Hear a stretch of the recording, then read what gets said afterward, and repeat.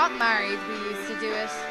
Now 16 years, 3 children, and thousands of treasured memories later, we just can't help ourselves. We do it in the bedroom first. It's our 3 minutes extra in bed. Then, I like it in the shower. Next, we move to the kitchen table, and we just love nodding our noggins together. We do it on our way to work. With the kids in the car, of course. Everybody's doing it. Guys are doing with guys. Girls are doing with girls. People are going online and doing it. Some like it loud. I like it down low. People do it all together. Over 200,000 people a day, all at the same time.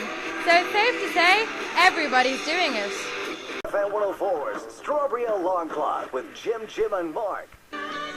Are you doing it yet?